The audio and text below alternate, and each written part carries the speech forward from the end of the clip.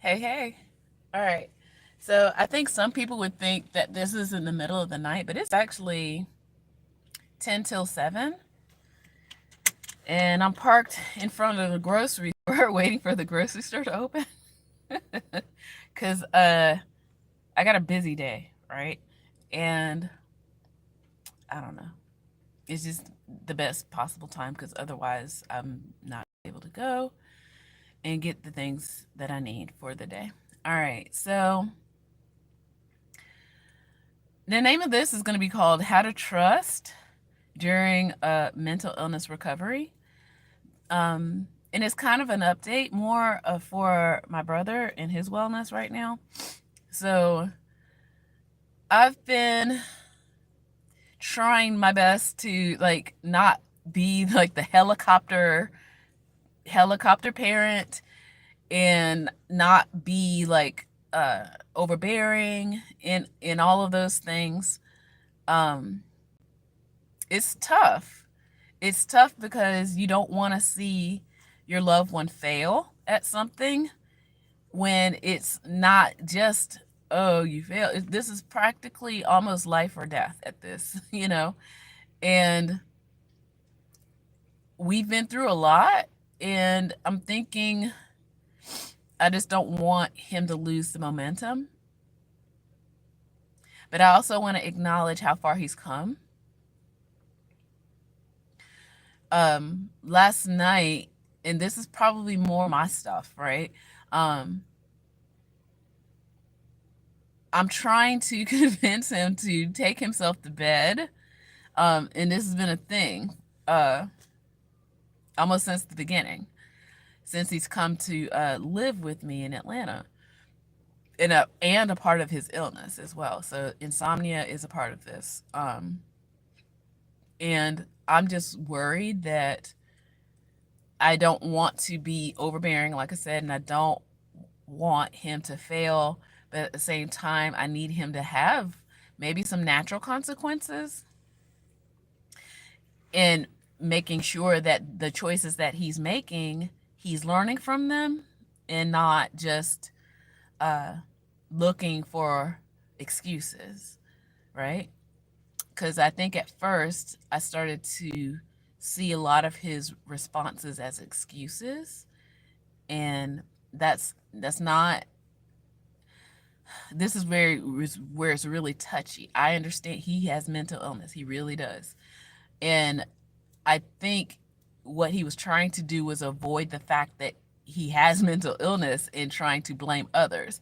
And as I work with other people and coach them, it's like spirituality is all about accountability, right? And even when or if you have mental illness, you just can't say, well, I'll blame it on my mental illness or it's somebody else's fault, like on some level. And I did have that conversation with him about a week ago. So it's almost been a week where I told him, I was like, listen, and I think I've said this in another video where it's his responsibility to take his medication. And he can look to blame others about, oh, you didn't have my medicine, or they want me to take this or that or whatever. Like the other day he tried to convince himself really that what he was taking was a placebo.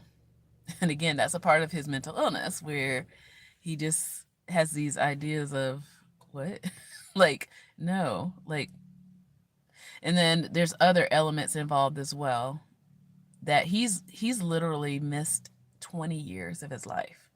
And that's something else I'm kind of like trying to make the balance of.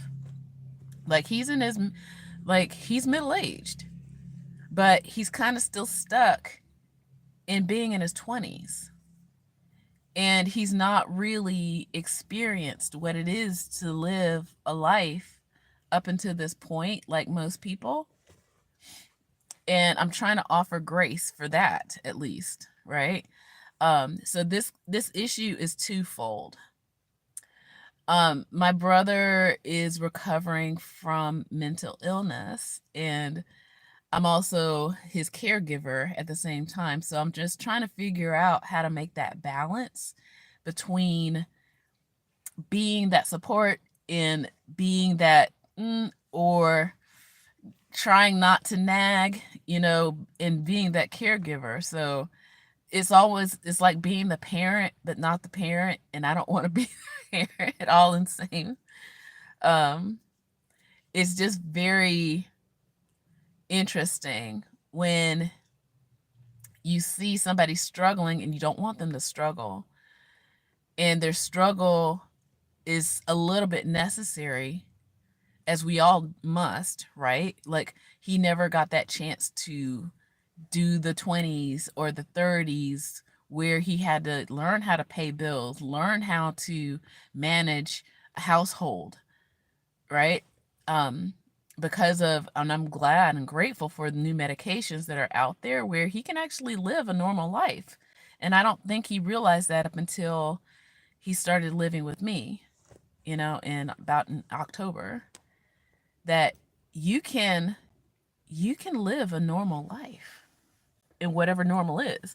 And I'm wondering and worrying that at this point, as he's recovering, he's starting to see more of people his age and where they are in life. And that's also my concern for him. It's also my concern that he might feel like he missed, which he did, quite honestly. I'm just being honest. He missed 20 years of his life. He's still stuck in a lot of ways where he's missed so much. And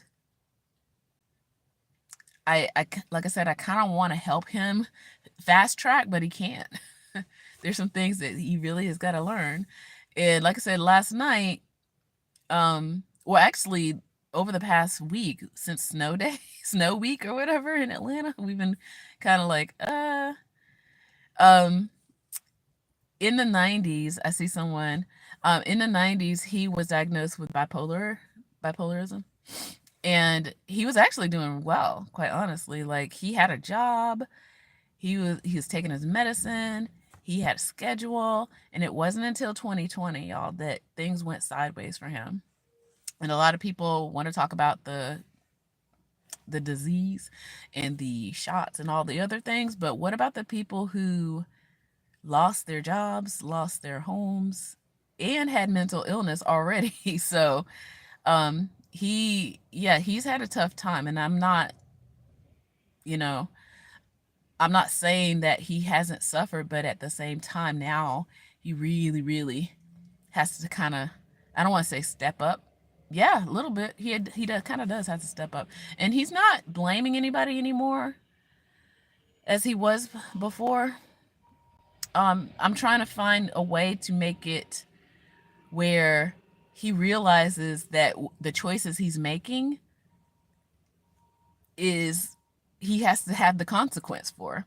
For example, he still eats like a teenager. That's some of the basic things. Like, he still thinks he can eat pizza and soda and sugary cereal, and he's almost 50.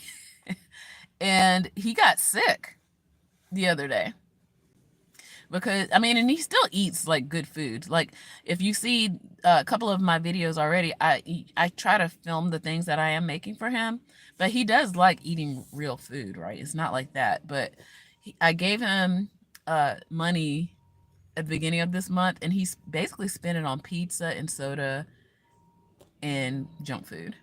And then, like I said, 2 days later, he came to me, was like, it's not enough money. I was like, well, I know what you spent. I didn't tell him this. I know what he spent it on. It's like, these are the kind of things that he missed out on, how being a grown-up, right?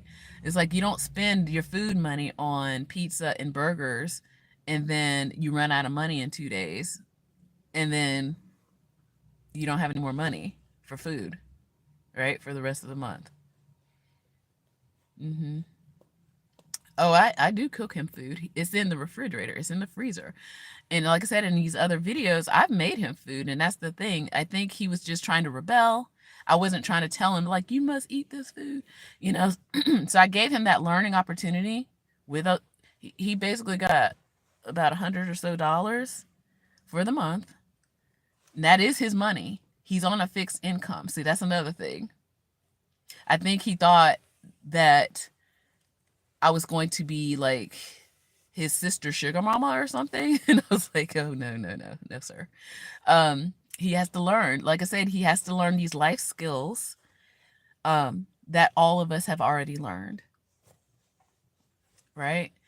And that's a part of being an adult. So he even tried to pull like, well, I'm grown. It's like, yep, you are grown. And I was like, and I have not paid for a single piece of food except for the food I already paid for that I cook for him, like real food, rice, beans, pasta, so all these things, and some meat. So I'm plant based, and that just kind of means I use meat as a like a side dish, not really as a main course.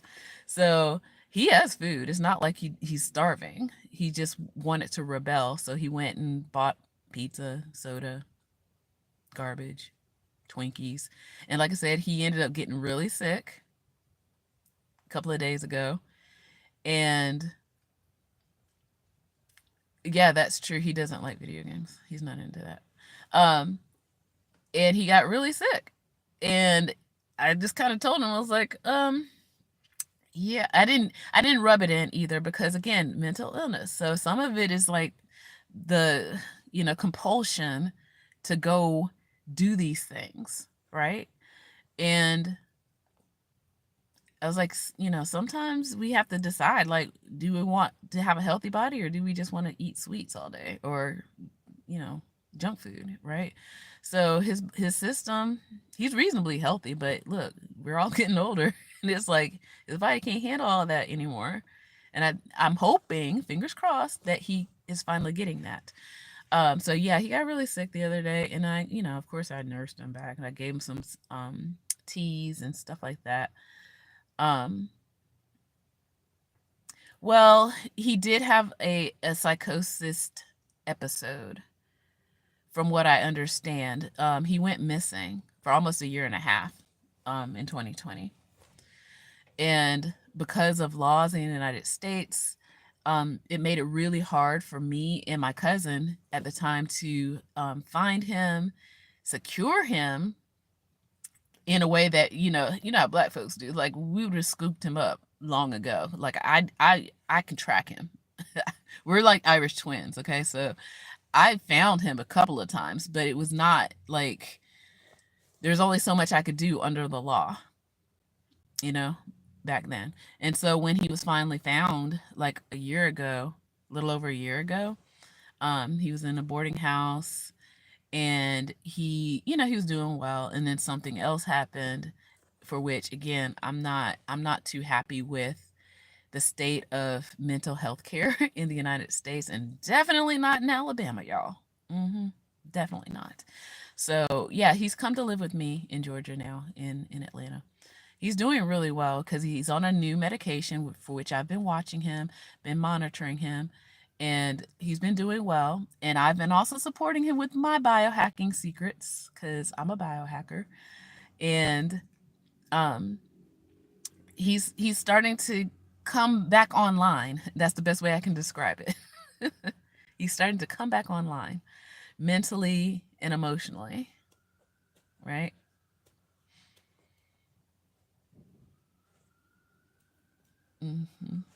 Yeah. And so I think giving him that opportunity to realize, like, you can have a normal life. It doesn't have to be the way that it has been for you, for my brother, that is. We all get a choice and a chance to come up. And so right now, this is his chance to come up. And I'm not gonna baby him. I mean, even though last night I was really like, oh, like it's hard.